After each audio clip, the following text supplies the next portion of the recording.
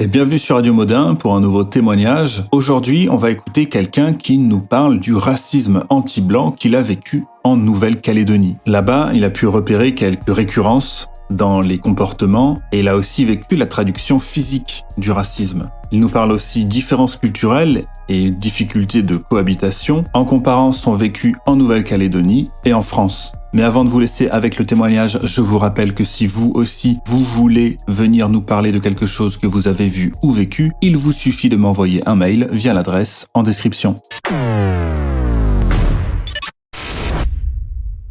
Bonjour Modin, bonjour la Modinerie. Déjà, merci à tous pour avoir permis à cette chaîne d'exister. Et j'aimerais aider à cette noble entreprise, si on peut dire comme ça, et livrer mon témoignage. Donc, je suis un caucasien blanc de 40 ans et j'ai grandi dans les îles, plus précisément en Nouvelle-Calédonie. Donc 20 ans de territoire et 20 ans de métropole. Ici, j'apporte mon témoignage, c'est pour une raison assez précise. C'est qu'il y a une chose qui m'a frappé en arrivant en métropole.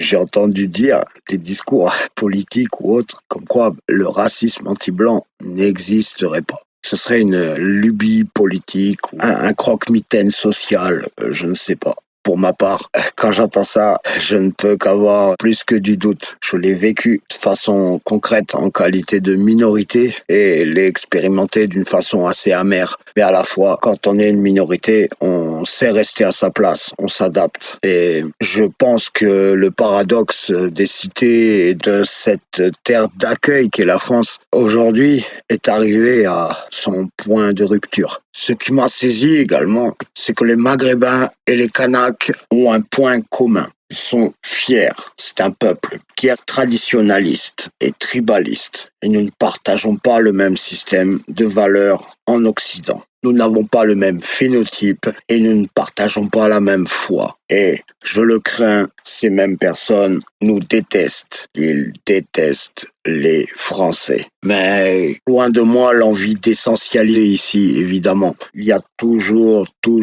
des nuances dans les couleurs que nous propose la vie. Puis, il y a cette rémanence d'incidents et qui surviennent toujours par le fait de quelques-uns. Et ces quelques-uns sont connus, identifiés et, il faut le citer, ethnicisés. Le dire n'est pas raciste, c'est faire les maths. On va approcher les choses comparativement dans les diverses expériences et souvenirs que j'ai de la Grande Terre, chez nous autres, et la métropole. Et on va faire les rapprochements. Pour moi, l'adaptation sur le territoire a été très compliquée. L'ethnie a toujours été une question. Elle est insidieuse, elle est tue, mais elle existe, elle est là. Les problématiques qu'on rencontre sur le carcéral et la population sont les mêmes. C'est-à-dire qu'on a une surreprésentation du peuple kanak au niveau de la population de la prison du camp Est. Ils sont surreprésentés dans la délinquance, les atteintes à la personne, les vols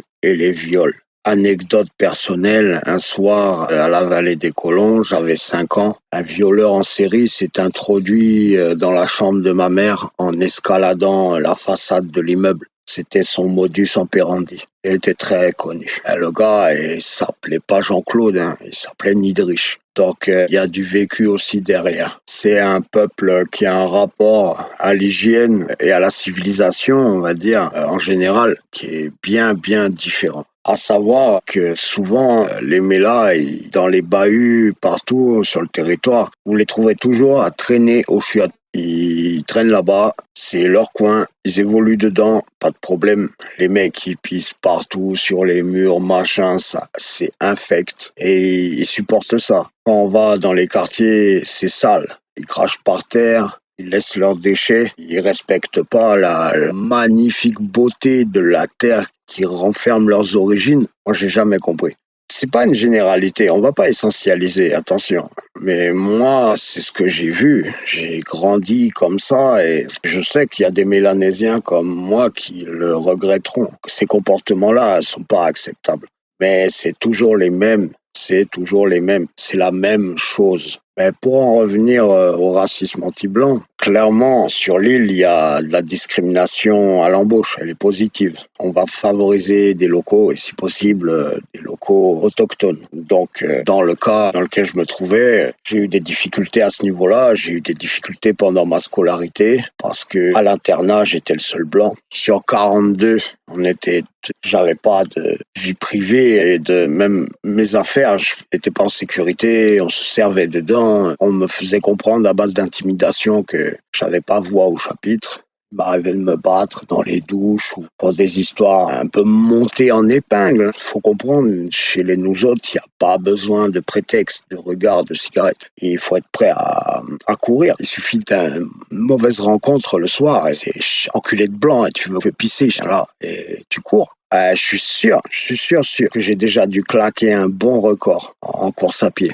Parce que il y a les Mélas, mais il y a les Wallisiens aussi, hein, c'est pareil, hein, ça c'est des tapeurs. Les Tahitiens aussi, c'est une jungle là-bas. Hein. J'ai des souvenirs, moi, gamin, ça réglait déjà au Sable d'Abati. Et enfant, oui, ils avaient bloqué un peu l'île. C'était les tribus du Nord, je sais pas quoi, j'étais jeune, c'était en 87. 88, c'est après les événements de la grotte du Gier d'Ouvéa. Ils avaient bloqué la route et ils demandaient une coutume pour laisser passer. Moi, mon père étant pédiatre, il est allé parler avec les mecs. Et voilà, et il leur a dit, moi, je soigne vos enfants sur Nouméa et tout, machin. Non, la bande, elle a commencé à taper la bagnole, à caillasser. Et à la fin, ils couraient après la voiture avec des coupes-coupes, quoi. Les sables d'abat étaient sortis. Et ça, c'est une réaction qui est dirigée contre des gens qui les aident. Voilà, la reconnaissance. On a des similitudes sur le choc de civilisation, en fait. Parce que les Européens, c'est un peu comme avec le Maghreb, et ils sont en contact approfondi depuis 150 ans, 170 ans. Avant, c'était des lointains comptoirs, c'était la diplomatie qui s'en occupait. Là, les peuples cohabitent. Et force est de constater que l'échelle des valeurs n'est pas la même. Sur la famille, l'argent, la foi, au final, on voit très bien que le modèle européen, il a ses limites et qu'il ne peut pas s'exporter partout. Et non seulement, on ne peut pas importer chez nous n'importe qui. Dans le respect de la coutume, chacun. Également, le mode de vie européen, il n'y a pas que la culture, les us également de consommation, je dirais, car l'alcool ne réussit à aucun de ces deux peuples qui l'a connu sur le tard au niveau de son histoire et génétiquement, on sait qu'il y a des prédispositions à tenir, à gérer, on va dire, l'ingestion d'éthanol et au niveau des comportements et des conséquences psychosociales, c'est pas la même échelle et on voit très bien sur la société calédonienne d'ailleurs, il y a vraiment une recrudescence de la délinquance, des actes violents, c'est presque gratuit et je dirais même des actes de crimes de haine et de crimes racistes qui sont alarmants. Et ça va de pair avec la consommation de psychotropes comme la datura, notamment souvenir. Quand j'étais plus jeune, j'ai entendu des bandes de Mélanésiens qui, comme souvent tiennent le business de la vente de marijuana sur l'île, avaient introduit de la scopolamine dans leurs produits et ils l'avaient appelé mort au blanc pour créer des dégâts psychiques, générer des pathologies chez les consommateurs qui aisés sont souvent, il faut le dire, caucasiens européens ou asiatiques. D'ailleurs, en parlant d'asiatiques, similitude avec la métropole. Cette communauté ne fait jamais de vagues. On n'entend jamais parler. Ils sont pas représentés dans le milieu carcéral. Il n'y a pas de problème. Ils travaillent, ils font le bise, ils font venir la famille, ils restent ou ils partent, peu importe. Ils investissent, ils sont bons à l'école. Voilà, cherchez l'erreur. Et pour reprendre sur la thématique de la criminalité, très clairement, j'ai eu le même constat en métropole, tout comme sur le territoire, et la surreprésentation surtout des acteurs de ces violences. Moi, ça fait 20 ans de métropole où j'ai été musicien professionnel. Ça m'a amené à énormément voyager. J'ai déménagé peut-être une fois par an en 20 ans. Je dois avoir 7 ou 8 agressions au compteur. Je peux le dire 6 fois sur 7. Ce sont des Maghrébins qui sur un prétexte, qui sur un malentendu, qui sur une gratuité, qui même sur un abus de faiblesse. Une fois, j'étais endormi dans les escaliers des terreaux, c'est Fourvière à Lyon. Dans le vieux Lyon, derrière, là, enfin bref, on m'a jeté une poubelle pleine. J'étais au milieu des escaliers de Fourvière. C'est très long ces escaliers. La poubelle, elle était accrochée en haut des escaliers. Les mecs, elle était pleine, la poubelle. Ils me l'ont balancée, elle a ripé sur ma tête. 20 centimètres plus bas, j'étais mort. Ça, c'est qu'une anecdote, hein. Et à chaque fois, c'est les mêmes. Tout comme en Nouvelle-Calédonie, il m'est arrivé de me faire traquer, courser, taper, machin, pour des vêtements, pour ma bagnole. Le nombre de fois qu'on a essayé de m'embobiner, m'embrouiller ou alors carrément m'agresser, ce sont les mêmes. Petite anecdote, j'étais au lycée Jules Garnier, c'était ma première seconde. Je courtisais une petite métisse vanuataise, très très bien, et elle était en Ulysse. Et les gars de sa classe, ils m'avaient rôdé, faire les allers-retours, je la l'accompagnais à ses cours et tout. Ça n'a pas plu à ces messieurs et un jour ils m'ont fait un traquenard. Ils sont sortis tous des toilettes au même moment quand je passais au retour. Ils m'ont attrapé, ils étaient 4. Il y en a 2, ils m'attrapent, ils me tiennent. Il y en a un qui me parle, l'autre qui me tape. C'est marrant, ils me roulent, ils me boulent et après ils me font descendre des escaliers. Et les escaliers du lycée de Jules Garnier, ils sont très très longs. Très long, très long. Et c'est les mêmes. Le pire, c'est que la seule façon pour moi d'obtenir du respect et de la justice, ça a été d'envoyer du monde, de trouver des gens plus dangereux encore et plus brutaux pour obtenir des excuses forcées. Voilà, c'est comme ça. Entre les deux peuples, moi je trouve des similitudes. Je sais parce que je fais pas mal de rues, que le respect, comme ils appellent ça, hein, ça ne passe que par là. La crainte, tenir en respect, le terme serait plus exact. Moi, je suis un patriote. Je suis né à Albertville, c'est ma ville. À la base, je suis un Savoyard.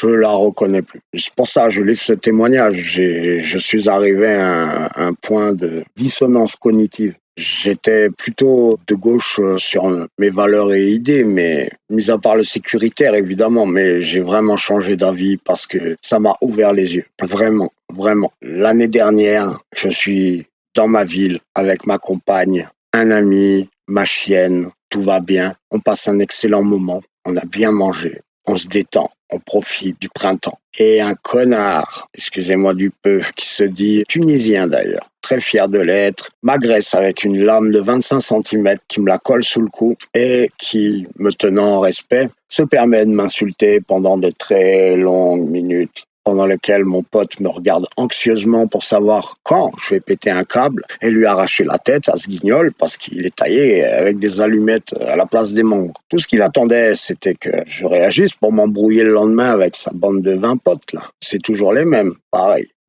Je le connais bien d'ailleurs. Voilà, c'est horrible. C'est horrible. Ma France me manque et c'est pour ça que je témoigne aujourd'hui. Et la Nouvelle-Calédonie, de toute façon, était tout aussi dangereuse, hein. Et j'ai un sentiment vraiment analogue des deux côtés, alors que d'un sens, il y a une terre d'accueil et de l'autre, il y a une terre d'origine. Et j'attendais, moi, plus de respect et de bonne tenue de personnes de l'étranger sur ma terre d'origine. Voilà, c'est aussi ça qui coince, je pense.